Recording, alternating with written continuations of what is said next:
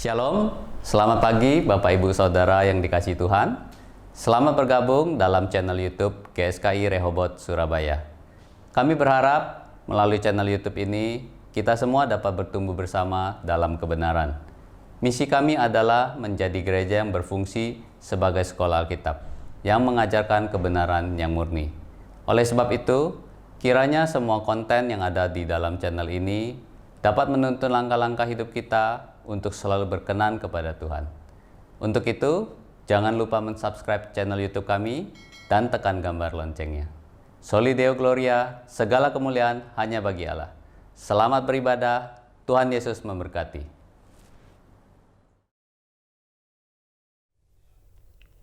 Puji nama Tuhan, Shalom Bapak Ibu. Mari kita datang di hadirat Tuhan. Mari kita bersatu di dalam doa. Terima kasih Bapa. Terima kasih Tuhan buat setiap kesempatanmu. Kalau hari ini kami ada, kami mau datang memuji dan menyembahmu. Periksa setiap hati kami, biar hanya namamu yang dimuliakan, ditinggikan selamanya.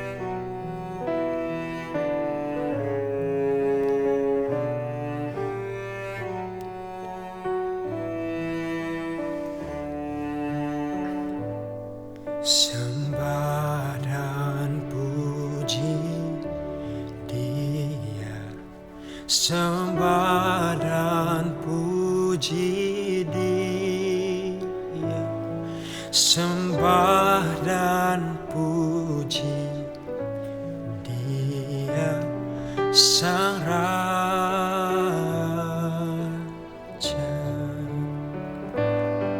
Sembah dan puji Dia, sembah dan puji Dia, sembah dan puji Dia, Sang Raja.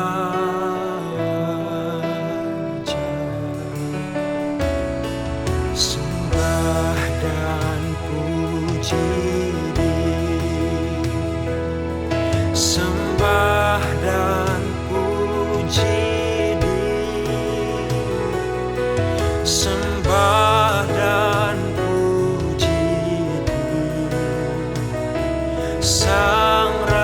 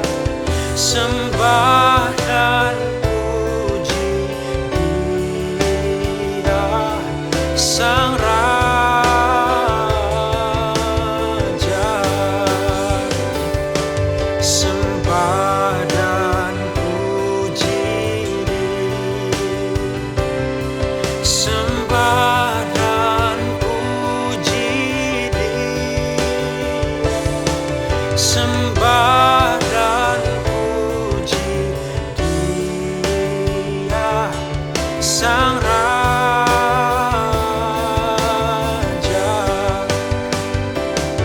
sembah dan puji, sembah dan puji Dia, sembah dan puji Dia, Sang Raja,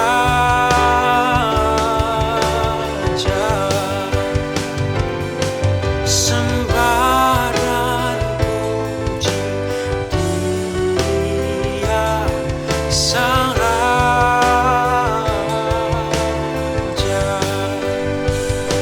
sembah dan puji Dia, Sang Raja.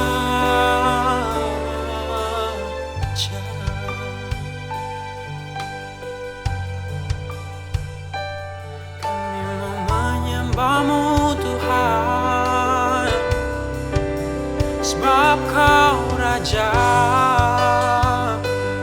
sebab Kau Raja. Kami mau menyembah-Mu.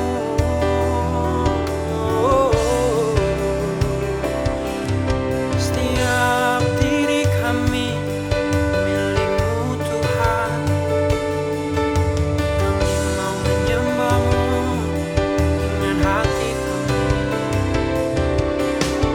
Oh, hanya Kau yang layak, hanya Kau yang layak, hanya Kau yang layak.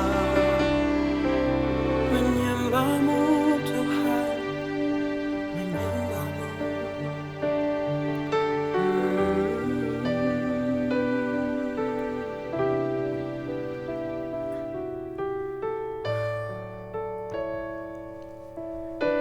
Dari semula Kau telah jadikan kami semua Tuhan. Hidup hanya menyembah-Mu, sebab segalanya hanya untuk-Mu Tuhan.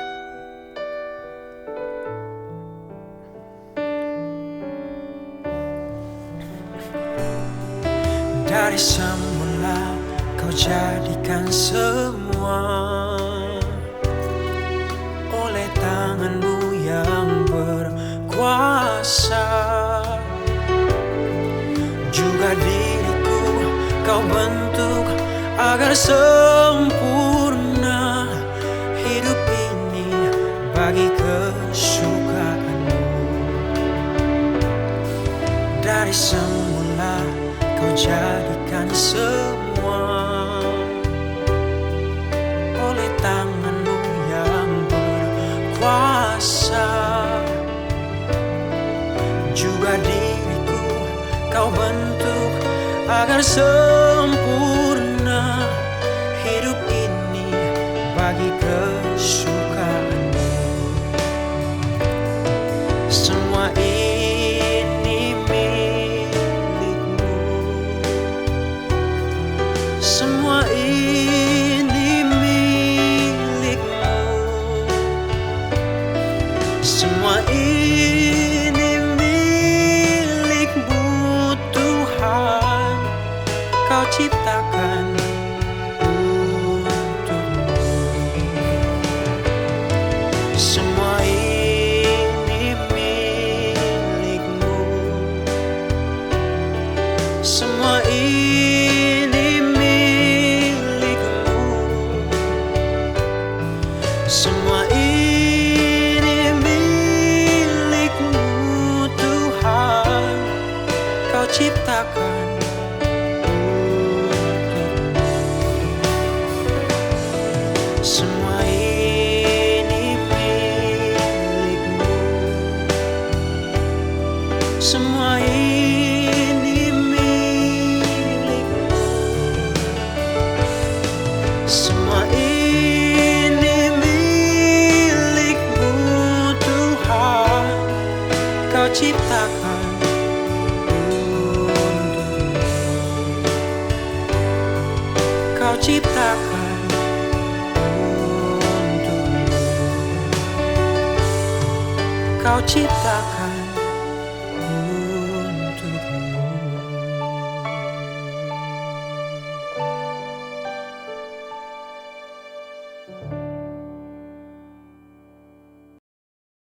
Shalom jemaat dikasih Tuhan. Mari kita satu dalam doa. Kami mengucap syukur Tuhan buat hari ini. Kami mau mendengarkan firman-Mu. Ajarlah kami, bimbinglah kami, agar kami mengerti apa yang Tuhan mau dalam hidup kami. Berbicaralah, kami siap mendengarkan.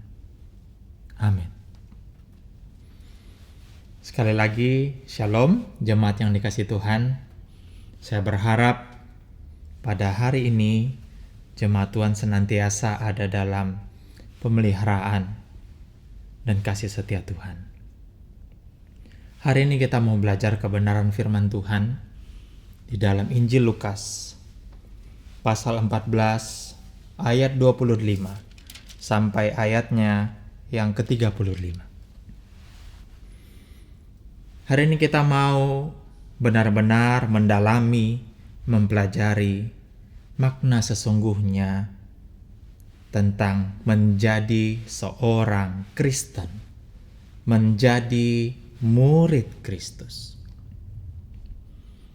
Perlu jemaat yang dikasih Tuhan sadari, ada perbedaan yang begitu besar antara menjadi orang Kristen pada masa gereja mula-mula dengan menjadi orang Kristen pada masa modern saat ini. Ada begitu banyak tantangan, rintangan yang harus dihadapi oleh orang-orang yang percaya kepada Kristus di zaman gereja mula-mula. Tapi untuk orang-orang Kristen di zaman modern saat ini, menjadi orang Kristen itu sangat mudah dan tidak memiliki resiko sama sekali. Oleh sebab itu mari kita kembali ke Alkitab. Mari kita lihat apa yang orang-orang harus lakukan sebelum mereka memutuskan menjadi orang Kristen. Sebelum mereka memutuskan menjadi murid Kristus. Mari kita masuk dalam pembacaan ayat kita. Dikatakan begini di dalam Lukas 14 ayatnya yang ke-25. Pada suatu kali banyak orang berduyun-duyun mengikuti Yesus dalam perjalanannya. Sambil berpaling ia berkata kepada mereka, "Jikalau seorang datang kepadaku dan ia tidak membenci bapaknya, ibunya, istrinya, anak-anaknya, saudara-saudaranya laki-laki atau perempuan, bahkan nyawanya sendiri, ia tidak dapat menjadi muridku." Jemaat yang dikasih Tuhan, waktu itu ada banyak orang datang mengikuti Yesus. Sebagaimana yang kita sudah baca di dalam ayat 25. Dan orang banyak mengikuti Yesus ini memiliki satu motivasi. Mereka ingin jadi murid Yesus. Mereka ingin jadi pengikut Yesus. Kalau bahasa modernnya, mereka ingin jadi orang-orang Kristen. Tapi dalam hal ini Yesus ingin memberi satu syarat. Yesus ingin menegaskan kepada orang-orang yang mau jadi muridnya bahwa menjadi murid Yesus itu ada harga yang harus dibayar. Ada syarat yang harus diikuti. Syaratnya adalah yang pertama, seseorang harus membenci keluarganya. Tentu statement ini, pernyataan ini membingungkan. Bagaimana mungkin Yesus Kristus yang mengajarkan kasih kepada orang lain ini meminta murid-muridnya untuk membenci keluarganya? Kenapa membenci keluarga menjadi syarat mengikuti Yesus? Perlu jemaat Tuhan sadari bahwa kata membenci di sini ada dalam konteks memilih. Seseorang yang membenci keluarganya dibanding Yesus berarti diperhadapkan pada suatu pilihan lebih mengutamakan Yesus daripada keluarga sendiri. Jadi kalau jemaat disuruh pilih Tuhan atau keluarga, Tuhan atau pasangan, Tuhan atau anak, Tuhan atau orang tua, jemaat Tuhan pilih siapa? Kalau jemaat Tuhan pilih Yesus, berarti jemaat Tuhan membenci keluarga. Karena miseo atau misei dalam kata kerjanya is a matter of choice. Itu konteksnya memilih. Siapa yang sahabat-sahabat jemaat yang dikasih Tuhan akan pilih jika seandainya jemaat diperhadapkan pada dua pilihan, Yesus atau keluarga. Dengan kata lain, syarat untuk menjadi murid Yesus harus bisa mengutamakan Yesus lebih dari keluarga. Bahkan, sebagaimana yang dikatakan dalam ayat 26, seseorang harus membenci nyawanya sendiri. Dengan kata lain, Yesus harus lebih utama dan lebih penting daripada nyawa sendiri. Dan hal ini harus dipikirkan matang-matang dan harus diputuskan sebelum seseorang menjadi murid Yesus, menjadi orang-orang Kristen. Kenapa seperti itu? Karena dikatakan di dalam ayatnya yang ke-27 dalam Lukas 14, barang siapa tidak memikul salibnya dan mengikut aku, ia tidak dapat menjadi muridku.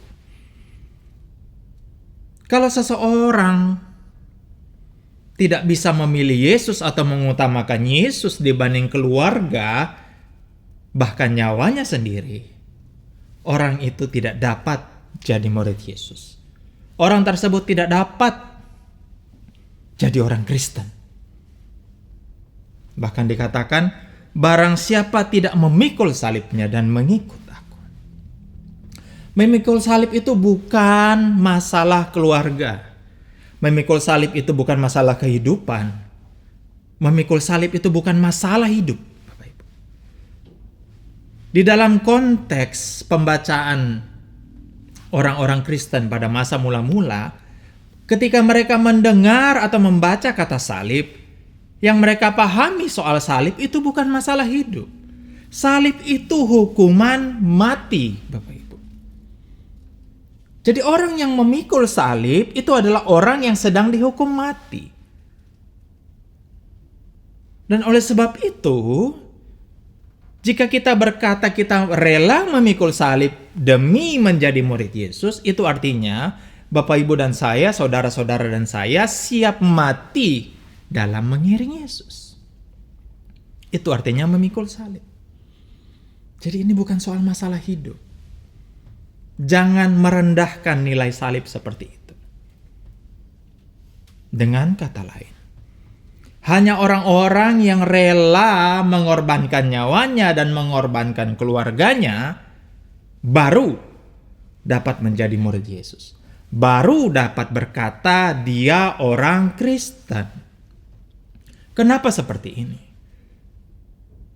Bapak Ibu, kalau hidup di masa gereja mula-mula, pada tahun-tahun 40 Masehi sampai tahun 100-an Masehi, jemaat mungkin belum tentu mau jadi orang Kristen. Karena begitu sahabat-sahabat mau jadi orang Kristen, itu resikonya. 1, dikucilkan lingkungan, masuk penjara, mati.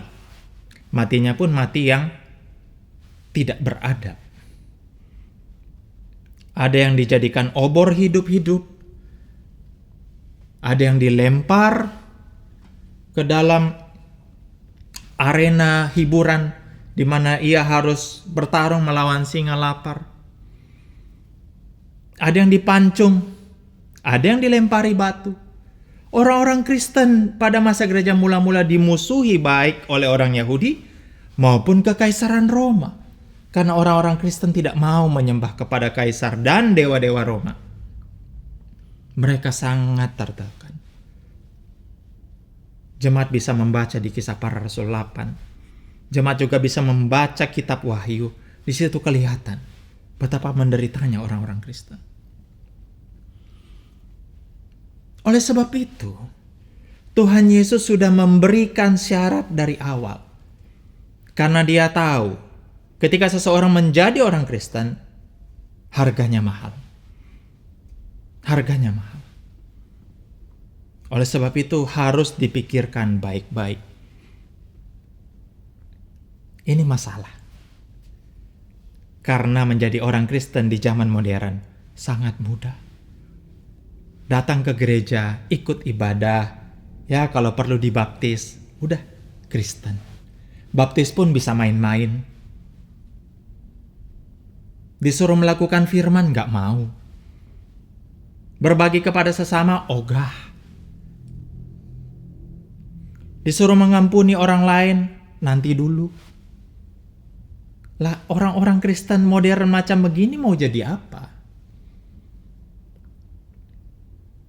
Padahal standarnya seseorang harus bisa mengutamakan Yesus lebih daripada keluarga, lebih daripada nyawa sendiri. Yesus harus lebih utama. Oleh sebab itu melakukan firman Tuhan, mengikuti teladan Yesus itu adalah prinsip utama seseorang yang berkata bahwa dia adalah murid Kristus atau orang-orang Kristen. Apakah engkau seperti itu?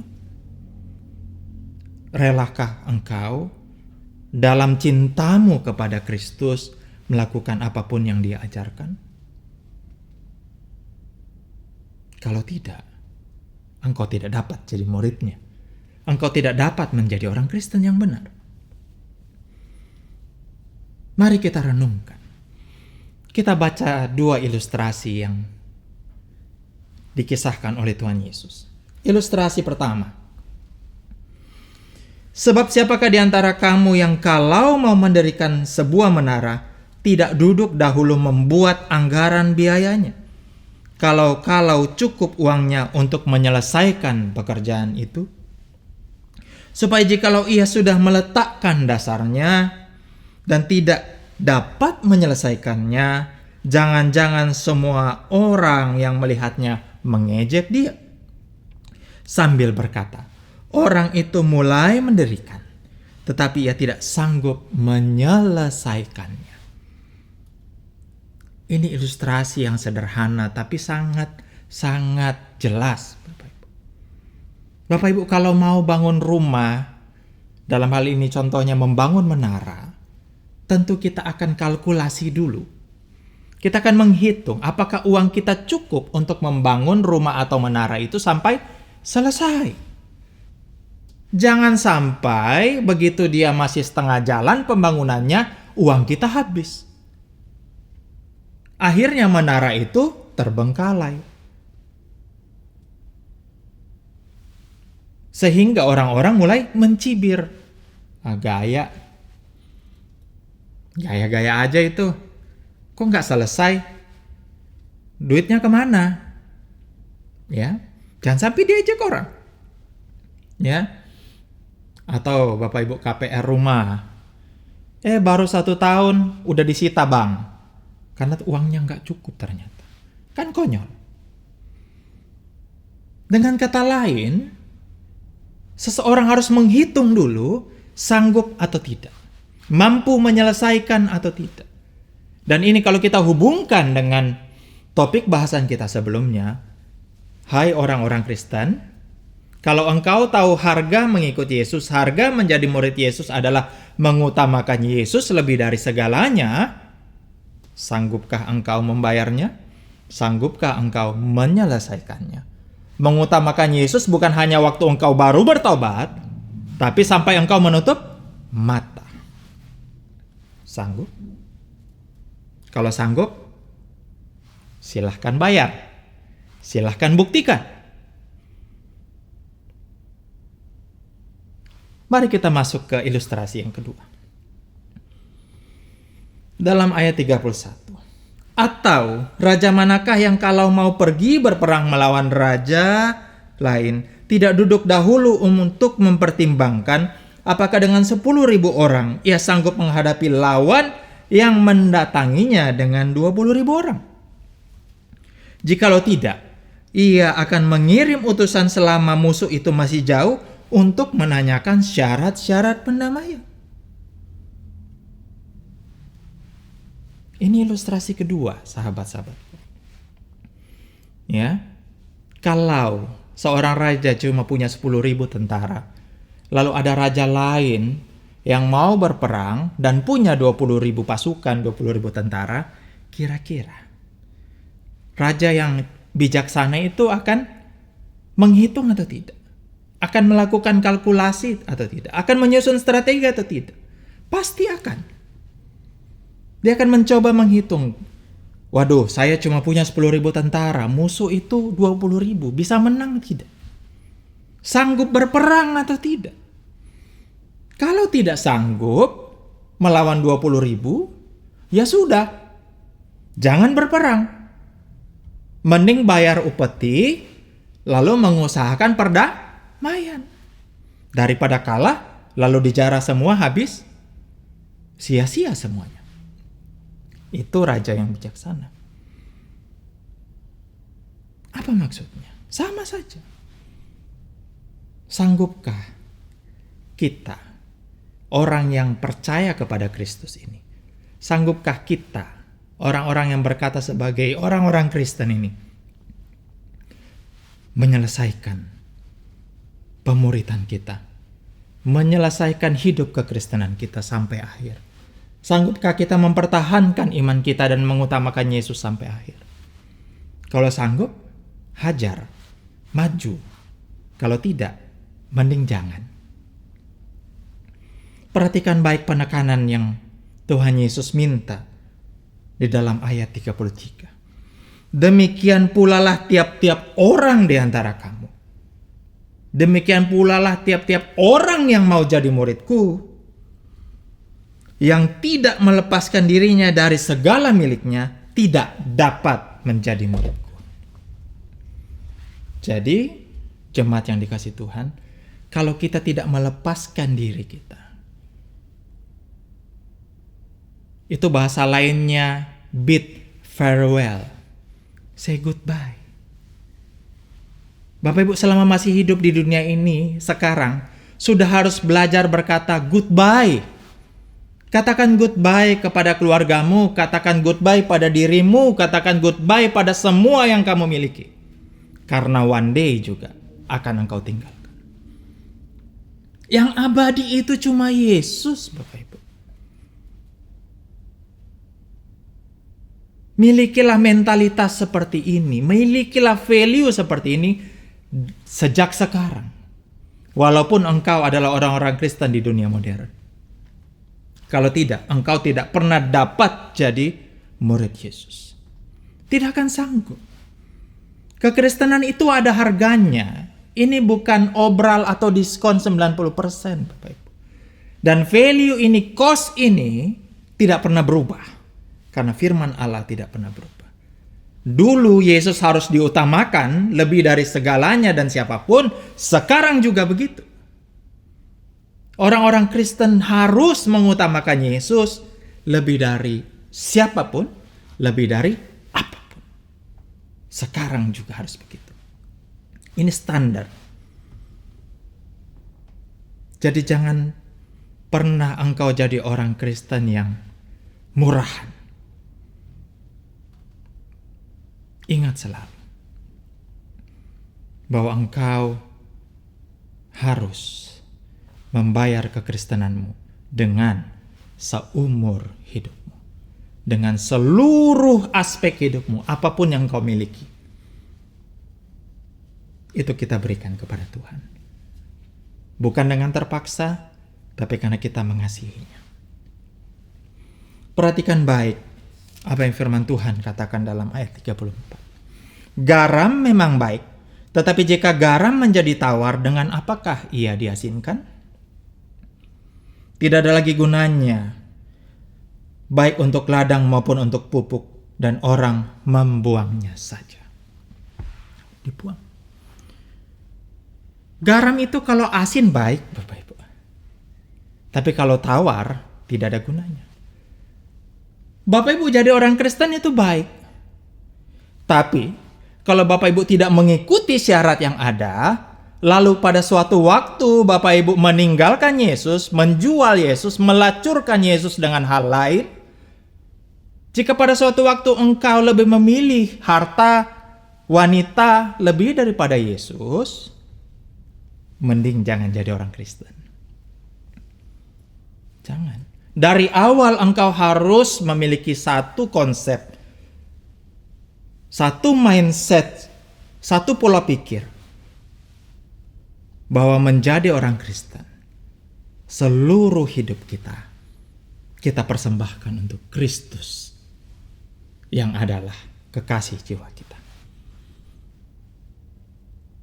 Kalau tidak, kita tidak berguna. Tidak berguna. Kita menjadi garam yang tawar. Oleh sebab itu, jemaat yang dikasihi Tuhan, perhatikan baik kalimat terakhir dalam Lukas 14 ayat 35. Siapa mempunyai telinga untuk mendengar, hendaklah ia mendengar. Kalau jemaat Tuhan mendengar apa yang firman Tuhan katakan pagi ini, jangan keraskan hatimu. Izinkanlah Tuhan yang adalah pemilik hidup kita mengambil alih hidup kita dan menuntun hidup kita untuk kemuliaan namanya. Jadilah orang-orang Kristen yang berguna.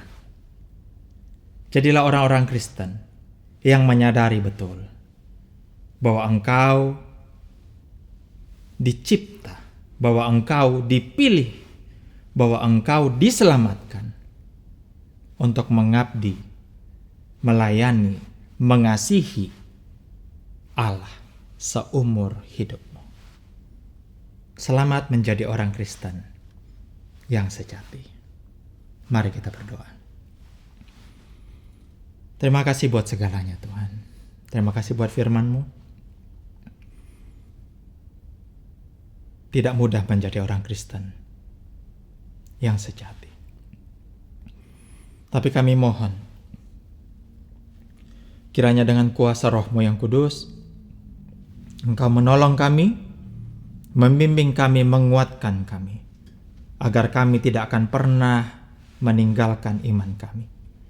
Kami akan selalu ingat bahwa Engkau, Yesus Kristus, Tuhan kami, adalah yang paling utama, melebihi apapun dan siapapun. Semua yang kami miliki, kami serahkan, kami kembalikan untuk hormat dan kemuliaan nama-Mu. Berkatilah anak-anak-Mu ya Tuhan. Kiranya kami semua bertumbuh di dalam kebenaran-Mu. Oleh sebab itu kami angkat tangan kami. Kami berdoa memohon berkat-Mu. Kiranya berkat kasih karunia dari Bapa, cinta kasih dari Tuhan kami Yesus Kristus, serta tuntunan, bimbingan, pemeliharaan daripada Roh Kudus selalu ada menyertai hidup kami sampai kami menutup mata, bahkan sampai selama-lamanya. Kami hanya rindu benar-benar menjadi murid-Mu yang sejati. Haleluya. Amin. Tuhan berkati. Selamat hari Minggu, jemaat yang dikasihi Tuhan.